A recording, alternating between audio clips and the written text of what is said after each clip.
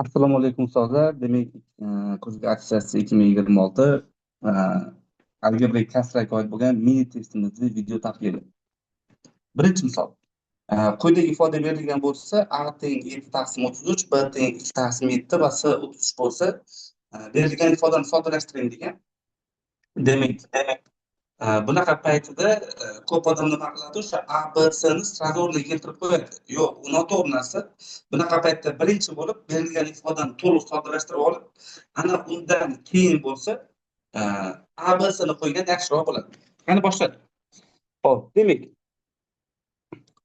umumiy makhraj berib chiqaman. Bunga a makhraj yetmayapti, bunga b yetmayapti, bunga demak c yetmayapti, bunga b c, a c va a b yetmayapti. Xo'p, shunda suratimizni soddalashtiradigan bo'lsak, quyidagi ko'rinishda ifoda paydo bo'lib qoladi. A kvadrat plus b kvadrat plus c kvadrat plus 2bc 2ac plus 2ab ko'rinishda bo'ladi. Taqsim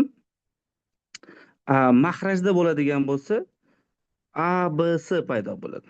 Xo'p, bo'lingan. Xo'p, bunga demak b makhraj yetmayapti, bunga a yetmayapti, bunga bo'lsa, uzr, bunga c yetmayotgan ekan. Bunga bo'lsa b yetmayapti. Xo'p, bizda qanaqa ko'rinishda narsa paydo bo'lib qoldi? A plus b plus c taqsim a b c ni kvadrati bo'lib qoldi. Xo'p, endi bo'luv bo'lgani uchun ko'paytiruv qilib joyini o'zgartiramiz. Ya'ni ustoz endi qarang. Mana bu tepadagi ifoda bizda bu a plus b plus c ning kvadratiga to'g'ri keladi. Tegi bo'lsa a b c bo'ladi. Bo'luvni ko'paytiruv qilib joyini o'zgartirsak, a b c ning kvadrati taqsim a plus b plus c ning kvadrati bo'lib qoldi. Qisqarib ketdi. A b c bilan kvadratdan qisqarib ketadida a b c degan javob kelib chiqadi. A 7 taqsim 33. Xo'sh, b 2 taqsim 7, a c bo'ladigan bo'lsa 33 ni o'zi edi. 33 taqsim 1 bo'lib qoldi. Hammasi qisqarib ketar ekanda va bizda javob oddiygina 2 degan javob kelib chiqar ekan. Demak, 2 degan javob bizda bu b javobda. Xo'sh, navbatdagisi. Xo'sh, bunda a taqsim bc, xo'sh, b taqsim ac, c taqsim ab teng ekan 1 taqsim a 1 taqsim b 1 taqsim c.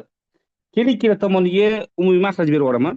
Xo'sh, bunga demak a makhraj yetmayapti, bunga b yetmayapti, bunga c yetmayapti.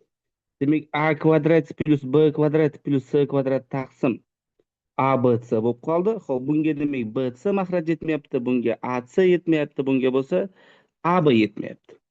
Ya'ni b c a c a b taqsim a b c bo'lib qoldi. Makhrajlarni shunchaki tashlab yuboraman, qisqarib ketadi. A kvadrat plus b kvadrat plus c kvadrat teng bo'lib qoldi bc plus ac plus ab ko'rinishda bo'lib qoldi. Ana endi ustoz. Mana shu ifoda paydo bo'ldi. Buni ishlash uchun nima qilamiz? Endi qarang, buni ishlash uchun ikkala tomonni ham 2 ga ko'paytirib yuboraman.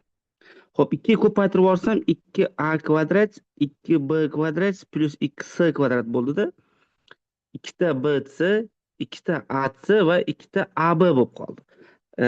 O'ng tomondagi ifodalar ham chap tomonga bo'tamanda sразу qarang siz. 2a kvadratni a kvadrat plus a kvadrat qilib yozib oldim. 2b kvadratni b kvadrat plus b kvadrat qilib yozib oldim. C kvadrat plus c kvadrat bo'ldi.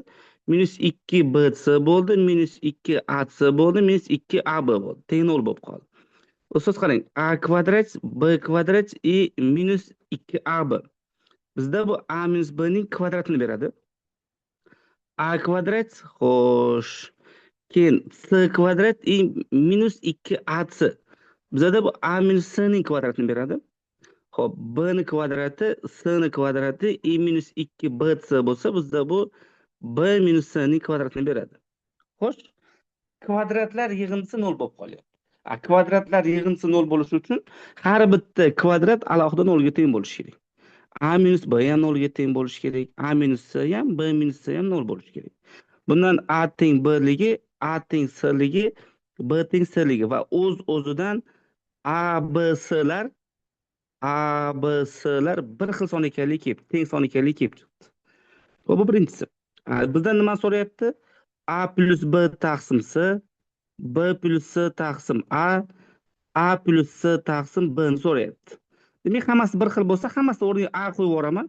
Demak, 2a taqsim a bo'ldi, 2a taqsim a bo'lib qoldi, 2a taqsim a bo'lib qoldi. Demak, 2 qo'shilgan 2 qo'shilgan 2 va javob 6 chiqar ekan.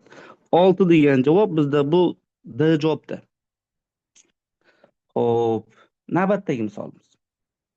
A plus B plus C 6 ga teng bo'ladigan bo'lsa, e, va 1 taqsim AB, 1 taqsim B plus C, 1 taqsim A plus C 12 taqsim 13 bo'ladigan bo'lsa, quyidagi ifoda nimaga teng bo'ladi deb so'rayapti.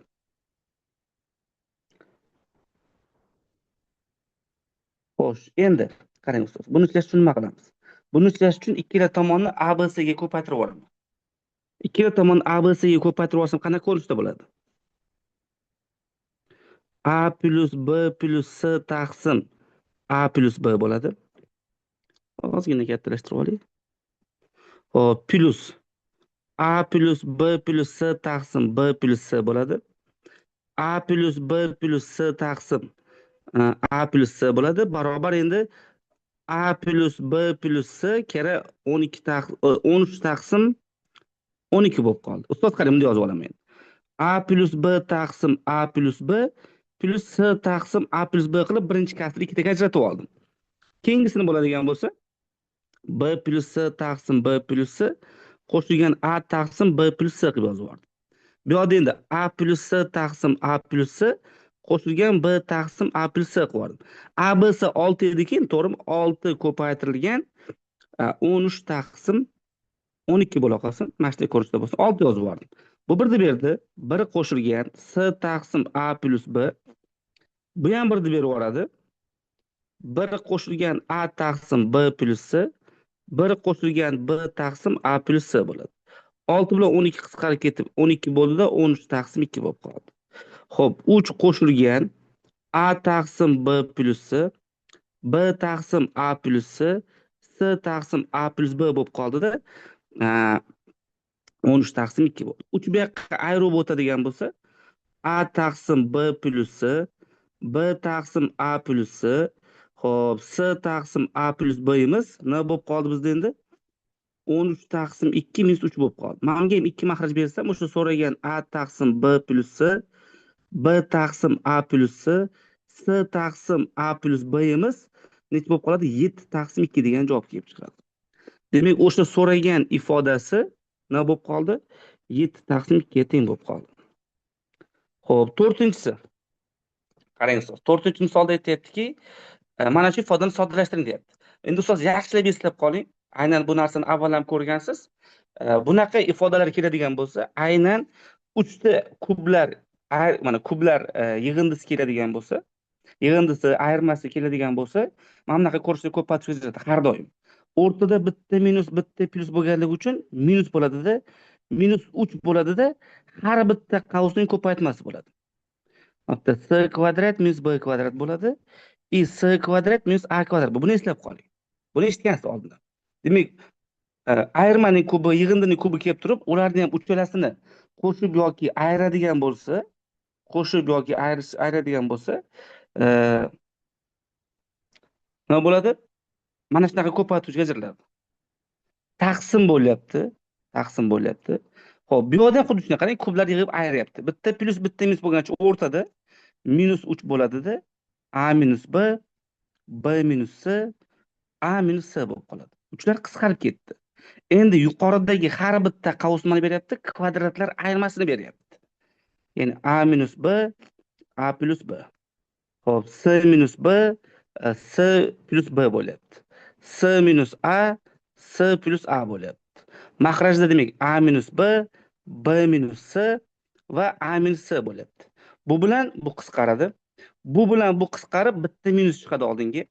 A minus C bilan C minus A qisqarib yana bitta minus chiqqani uchun plus bo'lib ketadi. Va nima qoldi bizda?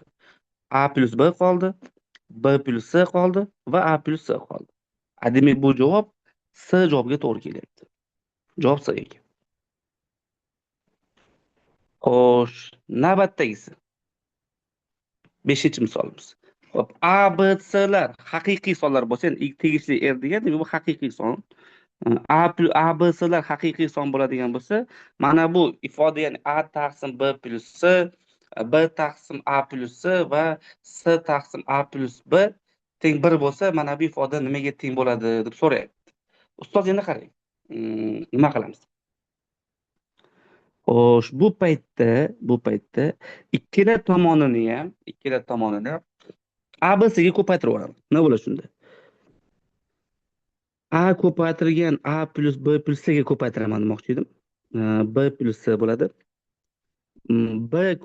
Ko'paytirilgan A plus B plus C taqsim A plus C bo'ladi. C ko'paytirilgan A plus B plus C taqsim A plus B bo'ladi. Teng 1 ga ko'paytirsam A plus B plus C bo'ladi. Endi qarang, A ni A ga ko'paytirsam A kvadrat bo'ladida, keyin A ni B C ga ko'paytirmayman. Mana shunday ko'rinishda qoldiraman. B plus C bo'ladi. Ikkinchi kasrdan faqat B ni B ga ko'paytiraman.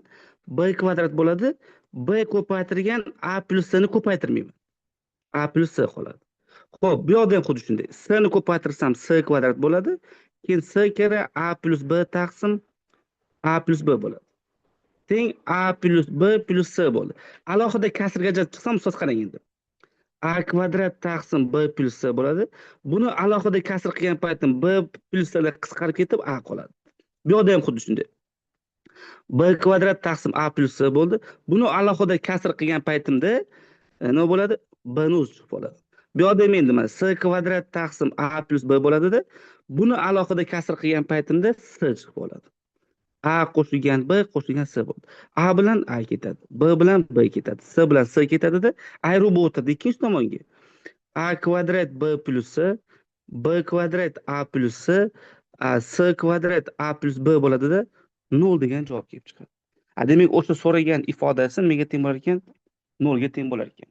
Agar biz olib borayotgan kontentlar siz uchun foydali va manfaatli bo'layotgan bo'lsa, reaksiya qoldirib bizni qo'llab-quvvatlab turinglar. Biz doimiy tarzda sizlarga shunaqa sifatli kontentlar berib boramiz.